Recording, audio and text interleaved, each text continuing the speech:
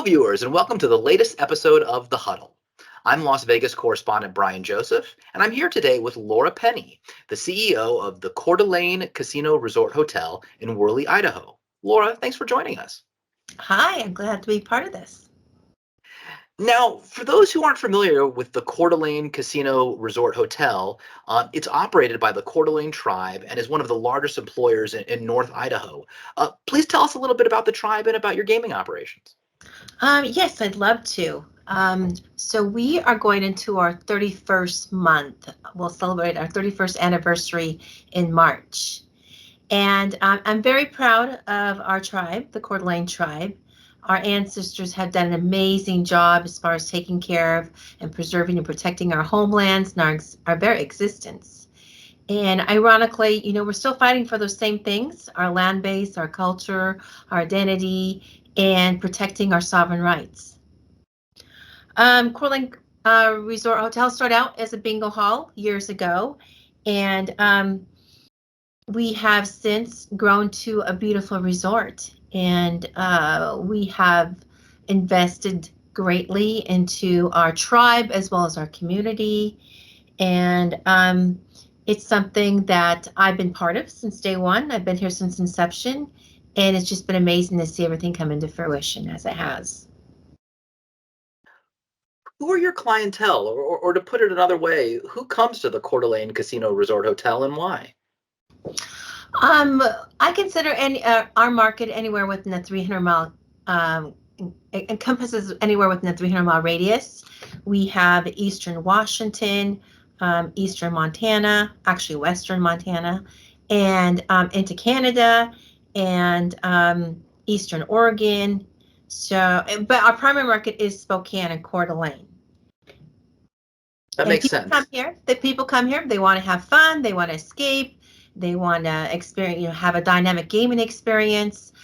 We have many amenities. They come here for our amazing Circle and Raven Golf Club, which is ranked #1 in the state of Idaho, by the way. And we have a beautiful 15,000 square foot spa. We're surrounded by beautiful pine trees. We're surrounded by great beauty. And you can see the rolling hills of the Palouse. We have the mountains, the Bitterroot Mountains in the background. So it's just a beautiful facility, and we have some great bones. And of course, we offer our great welcome home service. You've mentioned a lot of the amenities. Tell us about the gaming itself. Size. What do you offer? Sure, we have about 1,300 gaming machines. Those have been reduced since COVID. We had around 2,000, and of course, we wanted to have spacing, so our machine count has gone down slightly. And our gamers, they appreciate kind of more open space. They're more comfortable in being in an open area and having their own space to game. And so we have, as I said, about 1,300 gaming video machines. We host bingo on weekends, including Monday, and we have 300 hotel rooms. We have, as I said, 15,000 square foot spa and beautiful Circle and Raven Golf Club, and we have about 6 restaurants. And so it's like, a little town. There's a lot to do. Like a little oasis, it sounds like. Yes, definitely. Yeah. What's your favorite restaurant? We kind of call it like the Great Escape because, we're 30 minutes from our primary markets, Spokane and Coeur d'Alene. And people think it's kind of off on the beaten path, but really it's not very far. But you do feel as if, you are somewhere special and kind of serene. So we do offer that resort experience. My favorite restaurant? Yeah, what's your favorite restaurant? You've mentioned 6. What's your favorite one there? I love the Chinook. We do have, we just recently introduced some crab legs, and I love crab. We have some good Dungeness crab in there, and of course a good steak. And salmon. The salmon. Yes, the salmon's delicious. And the service is just, it's just amazing. We have some great servers. I want to mention that we have an employee, his name's Felix Arepa. And he's just amazing. He just offers, that warm welcome smile, and he always upsells. But, he's just very, friendly. And, when you walk in, it's like you're greeted by your best friend. That's awesome. I'm sure your customers appreciate that. Oh, yes, yes. We call it, originally it's called what we call traditional tribal hospitality, in that it's a value that we have as a tribe, that whenever you come to our homes, we provide good food, warm smile, and we want you to come back again. And that's what we've incorporated into our business, with that what we call traditional tribal hospitality, but now we call it welcome home. So when you come here, I hope that everyone provides that warm greeting and offers you that welcome home spirit. Now, you've been with the resort from the very beginning, isn't that right? Yes, I started when I was 12. Yeah. That's amazing. Can you And can you time tell us flies. Yeah, yeah. can you tell us a little bit about your professional journey and how it led you to where you are today? Sure. I started out before we even got into gaming. I was an economic development planner for the tribe, and was fortunate to jump on a committee to explore whether or not we should get into gaming. And, as I said, this was like 31, actually about 33 years ago or so. And, gaming was unfamiliar here in North Idaho within this region. And, definitely we saw the benefits to Indian gaming. So we came back and said, we got to do this. And so I got involved and was employed in the casino, started out in promotions, and just moved up from there and got to see everything come into fruition. It's just been amazing. It's amazing how time flies, but I really do appreciate the jobs that we provide, not only to the tribe, but to the community, and the revenue that we provide for the tribe to purchase land back within our own reservation. We also help out different charitable organizations, different community efforts. So I'm very proud of the fact that we followed through with our commitment. We made a commitment since day one to provide 5% of our net profits to go towards education. And to date, we've followed through with that commitment. And as I said, I'm just really proud to be part of this effort, and just to see the growth and development that we've had, and a commitment that we follow through to our tribe and the community.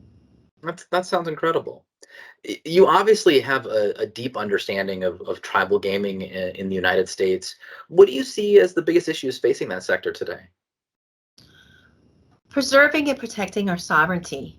Time and time again, there's been threats from all different areas, from online gaming, from sports betting, from historical horse racing. Many people have a misinterpretation as far as what sovereignty is and why we're able to provide the gaming that we have. Basically, whatever the state conducts as far as gaming, the tribes can do, and that's through the Indian Game and Regulatory Act. And people get confused. There's private organizations, private corporations, individuals that feel, okay, we should do gaming. Why do they get special privileges? Whereas that's not the case. We're not commercial gaming. We are more of government gaming. Who do you view as leaders in America's tribal gaming sector? Are there particular individuals or particular tribes that you admire? Well, the Seminoles, they were conducting gaming before Indian Game and Regulatory Act passed. And so they kind of set precedents as far as practicing their sovereignty. And so I think definitely respect them, and I think it's important to mention them. But I always have a special place in my heart for the Choctaws, the Oneida tribes. They helped us when we first started out in gaming. We had no idea how to conduct bingo, high stakes bingo. And the Choctaws came up and they helped us get started with our bingo. The Oneidas from Green Bay, Wisconsin, we had work with them as far as setting up our gaming. We started what we call a National Indian Lottery, which is amazing. This was years ago, and they helped out with some of the legal aspects of it, and they provided some consulting to help us with those endeavors.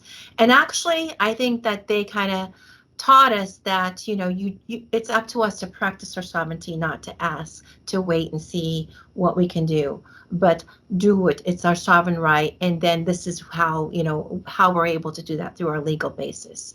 And so they inspired and motivated me, and they're very progressive tribes. And we're great learners, and we learn from them just to keep charging ahead for the right reasons. And those reasons are to preserve and protect who we are, and for our next generations to come. Absolutely. I'm curious. I've seen some talk that at least some analysts believe that in future years, tribal gaming operators will become the top gaming operators in the United States. We're already seeing a little bit of that now with the San Manuel operating the Palms in Vegas, and then you mentioned the Seminoles. They own Hard Rock. Do you agree with that assessment that tribal gaming operators are poised to someday become one of, if not the dominant gaming operators in America? I agree. I think that, as I said, we're 31 years into our operation. And there's other tribes that have been gaming, for quite some time.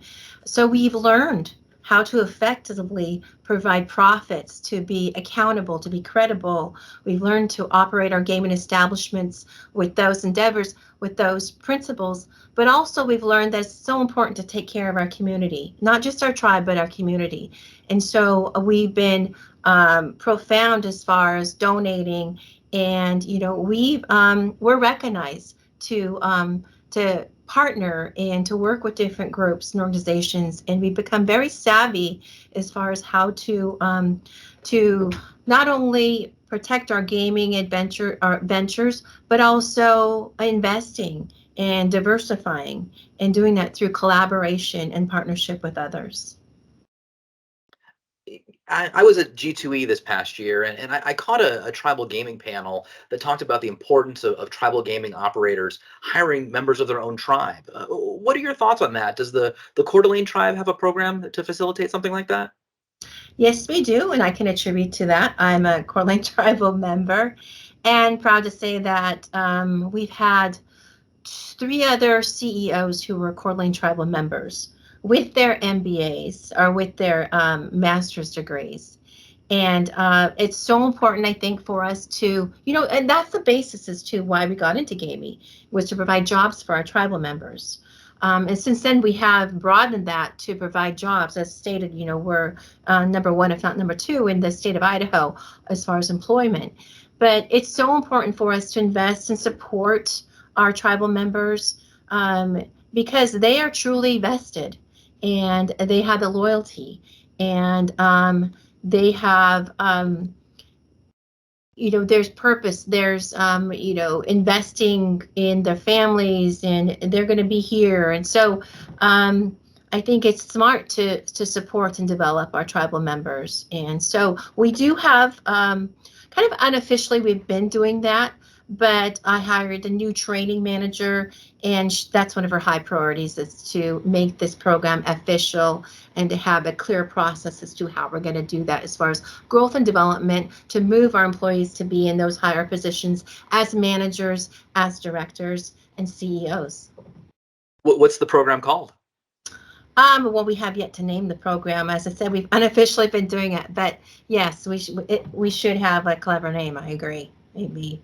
I mean, well, Welcome Home's a clever name. You need another clever name to go with that one. It's true. It's true.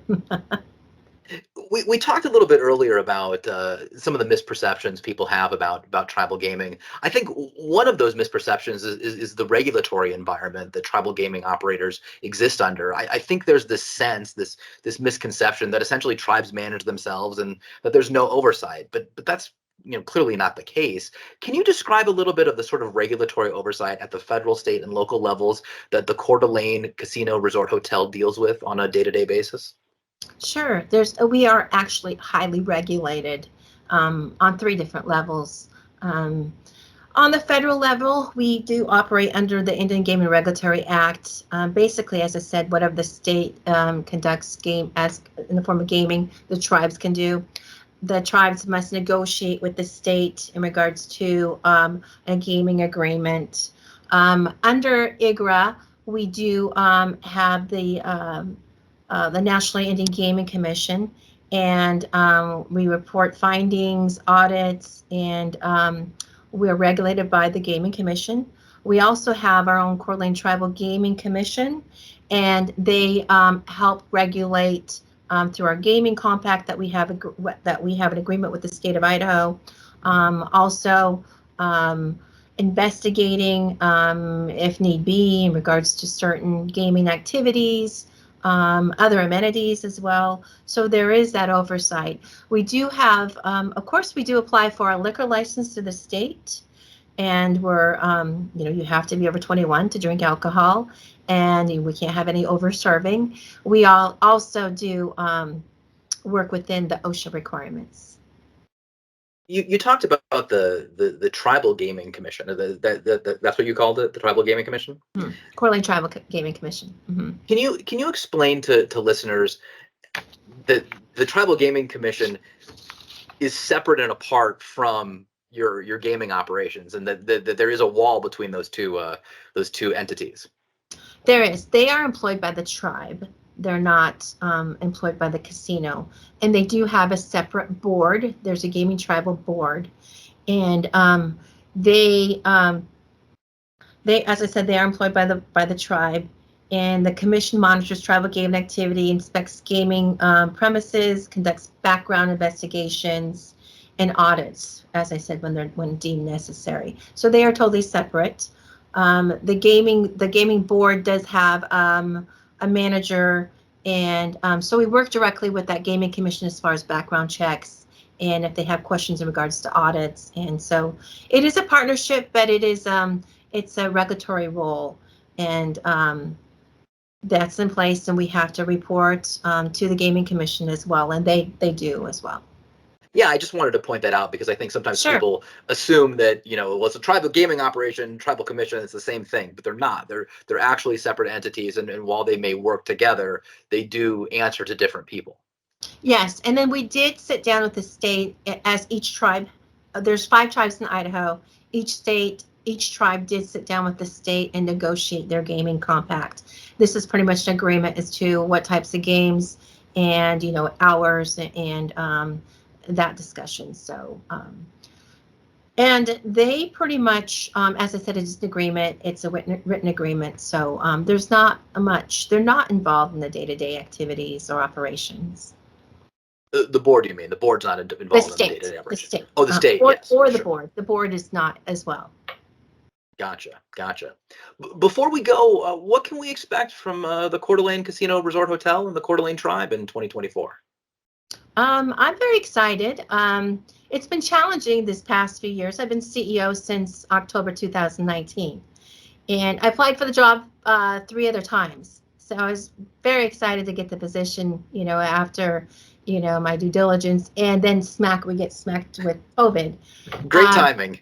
Right. Like, why is this happening? But it's just been a roller coaster since then, and got hit with the economy, and we had amazing numbers. We've had amazing numbers, so I'm competing against our own numbers. But what I've learned is that it's so important to communicate. It's so important to take care of the employees, and they convey that welcome home service. We've learned that all things do go to that gaming floor. That's where you make the money. And to do that, we have to come out of our silos to work together. And so we've learned some important lessons. And through that, we've had we've had the most profitable years in the history of this property. So I'm very optimistic for this year. It's hard work. It's challenging. The key is to be efficient and to communicate. And so we will do that and provide. We have to be competitive. The competition has just gotten fierce. We have 2 other local casinos in a different state, and it's just very high, much more competitive than it ever has. And of course, we're vying for that discretionary dollar, because everything's open. The concerts are out there. You have the county fairs. We have movie theaters that are open. So we're competing for that dollar.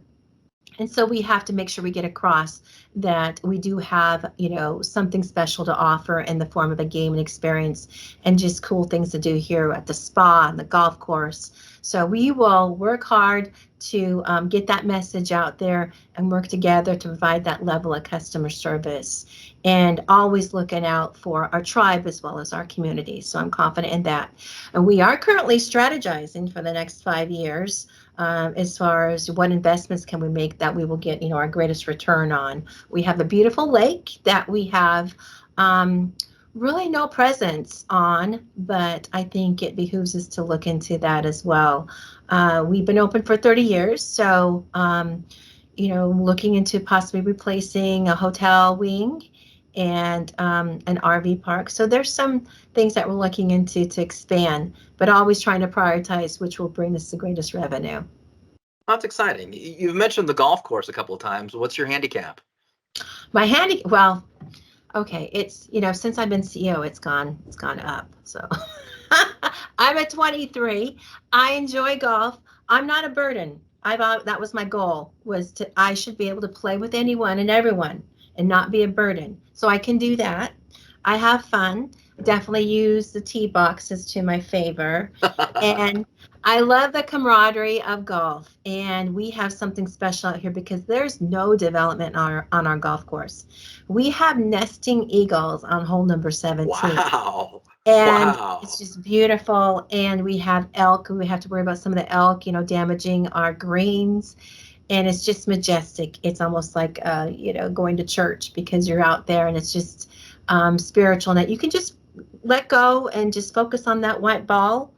And you're there with your friends, your family.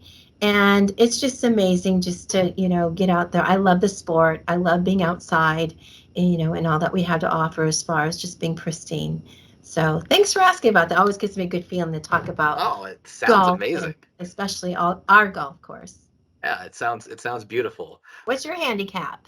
Oh, I don't want to admit that. It's way too Yeah, high. I Way I too shared high. my handicap. I take it down to 18, and so yeah, but You're you you're don't you're get much better than I. Let's put it you that way. have to put in the time, and as CEO, it's a little more difficult. But I did knock it down a couple notches. So, but That's yeah, good. That's good. yeah. Golf. After COVID, things just boomed. Golf was just it's like that was the thing to do, and we're still maintaining great numbers. We have record rounds, and people they're still interested. We still have people coming in from all over. The locals come here, but we have people coming from internationally from all over the state, and it's pretty exciting. That's awesome. That's awesome. Laura, thank you for your time. It's been a real pleasure speaking with you. Nice to meet you. It's been a pleasure to share all that we have to offer here. Thank you. Thank you.